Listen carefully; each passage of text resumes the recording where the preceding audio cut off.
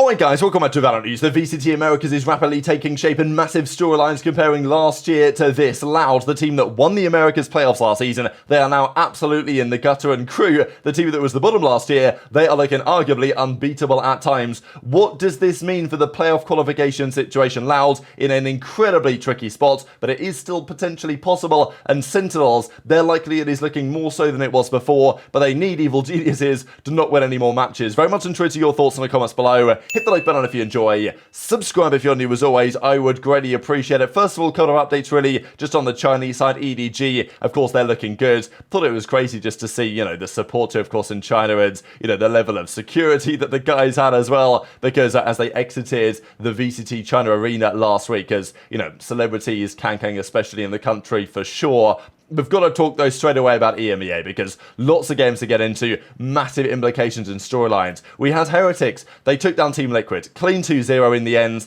and this was Heretics, looking back to decent form with Woot on the team. Of course, Paddy Tech is gone.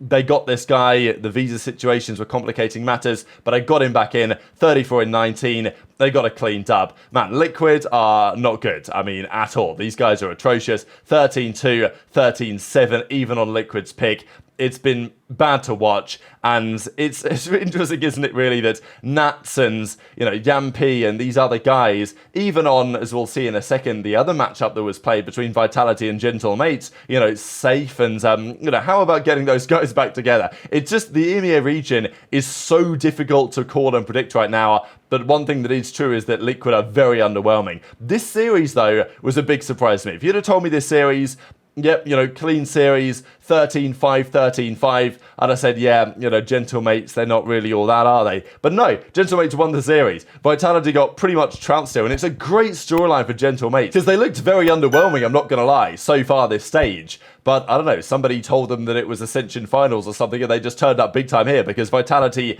gets smoked off the server, 13-5 Icebox on their map pick, and then 13-5 Sunset. Gentle Mates just destroyed them, so it was honestly a really cool storyline, and they now find themselves in a very interesting position. Like, I would not have said that Gentle Mates are making playoffs, but all of a sudden, that is very much on the cards. So this is how things look in EMEA, and it is far more competitive, with the exception of two teams, than in, let's say, the Americas, and we'll certainly see that, at least with regard to how the groups are doing. So Na'Vi are 3-0, FUT Esports are 2-1, Heretics are 2-2, but Gentle Mates are 2-2 as well. So Fnatic at 3-1, they're going to be fine. Carmine Corp 2-2, BBL 2-1. Liquid are 2-3 here, but, the only teams Liquid have beaten were Giant-X and Movistar KOI, who both aren't good. So, I'm not obviously impressed by Liquid. They got embarrassed yesterday by Heretics. And Vitality, their loss to Gentle Mates now puts them 2-2 with not a good round count. So, it's still kind of all to play for, because Vitality still have 2 more games to go against the group of mega teams. So they can still get to 4-2. So it still is all up in the air. Giant-X and Movistar, they're basically dusted. Maybe they could still technically do it, but it's highly unlikely. So really, I would say it's between. Group A is still all to play for, but Fnatic should be fine. And then Group EMEA, Gentle Mates versus FUT Esports versus Team Heretics, because FUT Esports today, they play Fnatic. So that's a big game for both of those teams. They play this afternoon, my time. So if FUT Esports were to lose to Fnatic there, then it'd be all 2-2 across the boards, and then it really is, anything goes at that point. So, if Gentle Mates were to win their final series, which is up against Team Liquid. So, if Gentle Mates can beat Team Liquid, a team that look very shaky, Gentle Mates will be 3-2, and all of a sudden that's plausible. But in this region, it will be 3 from Group A, 3 from Group EMEA, because every team in conversation has 2 wins. Whereas in the Americas, that is absolutely not necessarily the case. So we've got to talk about the decline of Loud, the team that has been so strong in the Americas for the last several years, won the World Championship in 2022. Even last year, they were, top 3 at the World Championship last season. They won at the Americas during the regular season, and it was a question in the off-season, how much would losing Aspas affect the team? My feeling was it would affect them at least substantially, but I didn't think that it would completely destroy not only their team, but their entire region. And that, it seems, is kind of what has happened here. There will still be, based on how it seems, some Brazilian teams in the playoffs, or some Brazilian players, in the playoffs. Not necessarily Brazilian teams, and quite possibly some Brazilian representation as a result at Masters Shanghai. But for the actual Brazilian teams and organizations, it ain't looking good right now at all. I did want to mention as well, because this was the Lev series yesterday against G2 that has big implications. But it was interesting to note here that, as Xander points out, in the top right-hand side, we can see the server tick rate, the packet loss, and we can see some serious fluctuations in the server FPS. It actually says right in the top right-hand side, low server FPS. You guys can't quite see, and if I go full screen, you won't be able to see either. But that's basically what it says top right-hand side, and that's as Xander points out. Low server FPS at the top right while Aspas is teleporting around. This has been happening so much in the last month, and nobody talks about it. So, well, maybe it's worth talking about, because he actually mentioned, Xander, back on April the 17th, that he keeps getting low server FPS during the game, and it seems to be happening elsewhere, not just in the official servers. But that's the point. The official servers, they need to be reliable. They need to be very consistent. You can't afford to have situations where the servers that they're playing on, especially because it's on LAN, are being problematic, certainly in games like this. So something to look at, something that maybe I'm surprised we haven't heard more discussion about before, because players are lagging around the shop and the server's problematic. That's like, you know, the thing that pro players like the least. Any sort of server issues or, you know, ping issues, whatever, massively problematic. But before we get to Loud, Lev versus G2, of course. So Tex, he was dropped by G2 in controversial fashion. The guards, of course, they came up with Tex. He did a great job. They, you know, won Ascension, made it through. Then they made the controversial decision to get rid of Tex from the roster, to move on from him. The question is exactly why. The belief is that they probably were going to make a change anyway. They did. They got rid of him. He goes to Lev. Lev then had a lot of drama last year, about Christmas time, when Nozwa was gone, and then they brought Com in, and kind of all over the place, and the organization was getting, you know, roasted by its own players, and it was a bit of a mess. And the feeling was, wow, Lev might be falling apart here. But no, if there is a top team in the Americas that's falling apart, it's got to be Loud. Because as Ethan says, Tex versus G2 wants to win so bad. Let me cook that, says Tex. And even as I think it was Valorant afterwards, yeah, 1-2 versus Lev had to be the revenge script. GG, well played to them.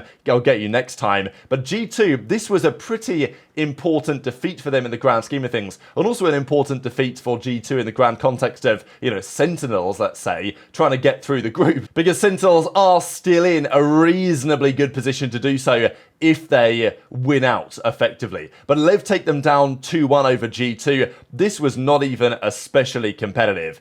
I mean, Aspas, it's funny really, because I don't think Aspas had an incredibly standout series, which is ridiculous to say, but by his own standards, 8 first kills, 7 first deaths, you know, but he still managed to deliver an insane amount of impact here. Like 63 and 34 for a plus 29. It's just another standard Aspas series. This isn't even like him at his best, which is crazy to me, I don't think. But yeah, 13-6 to Lev on Breeze. Icebox, they bounce back 13-8. But then the Lotus decide a good map here from Leaf actually on the Killjoy.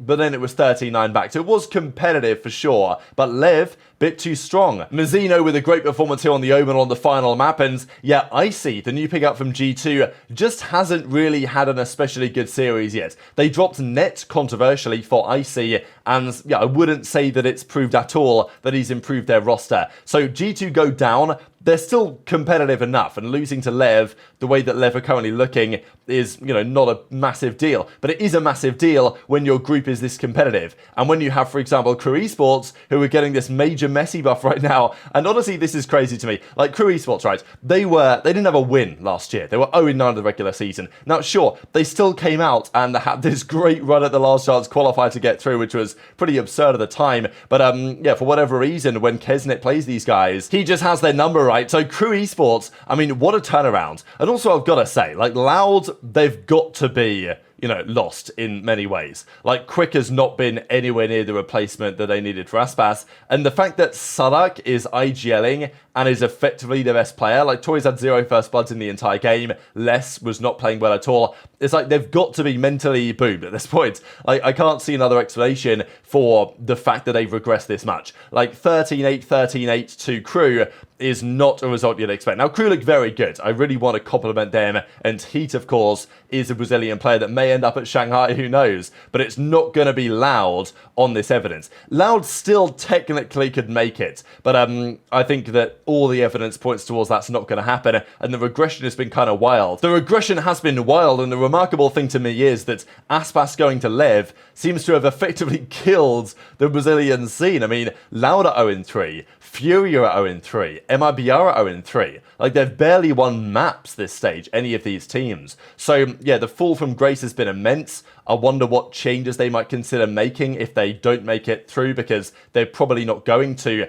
and this is how things stand. Before we discuss the implications, I did want to say, I don't think this format is especially good. Now, look, if Crew were to lose 0-2 and these other results were to occur, they wouldn't anymore be undefeated, but the fact that they're currently 4-0 and they potentially still couldn't qualify for the playoffs, like given that 6 of 11 teams, is kind of crazy to me. But I think Crew should be fine, but actually you never 100% know right now because these outcomes are potentially still possible to occur. But many of the conversations here, of course, are around Sentinels, because Crew are now 4-0, like they should be fine for the playoffs. NRG at 3-1, it's not guaranteed, but probable. Cloud9, you'd say it's probable at 3-1, and Sen are 2-2. And G2 are 2-2, so it's all to play for still in the Alpha group. The one thing that Sentinels have to hope, really, is that EG lose their next series. EG play NRG. If EG lose to NRG and go 1-4, and Loud and Fury and MIBR don't pick up 2 wins, which they probably won't, then there will be 4 Group A teams and only 2 teams from EMEA. And at that point, Sentinels will be in a nice position to make it through. But if EG were to win and to get to 2 wins, then there's only 3 spots up for grabs in Alpha, and at that point, Sen's chances become relatively slim. But Sentinels, they've got to beat Loud, they've got to beat Furia. But beating Loud right now doesn't seem like that much of a challenge. Like, everyone's beaten Loud. NRG destroyed them, Cloud9 beat them, Crew beat them comfortably. So if Sentinels can play closer to their Masters Madrid level, certainly much closer than they have done over the last couple of weeks, they should be able to beat Loud. Whether Loud turn up to that series and turn into 2022 champions Loud, somehow I wouldn't be surprised. But I do feel like Sen would there be favourites, and then they play Furia to round things out. So Sen should go 4-2, but that isn't necessarily going to be enough. And it really does feel like Valorant is officially back here, because there is, I'll link this down below for you guys, the Sentinels chances of the playoffs simulator. So the way this works is it considers either winning the tiebreakers, which is the optimistic approach, or pessimistic, where they lose the tiebreakers, and you can kind of calculate all these results. Basically, if Sentinels win both their games, and they have the worst possible luck in tiebreakers, they have a 60% chance to make it. If they have the best possible luck in tiebreakers, they make it every single time. So if Sen win both their series, their chances of qualifying are something like 80%, 75-80%, which is good, but it's far from guaranteed. So very much interested in your thoughts on all this stuff in the comment section below. What about the fall off here from Loud? Hit the like button if you enjoyed, subscribe if you're new, take care, and I'll see you next time.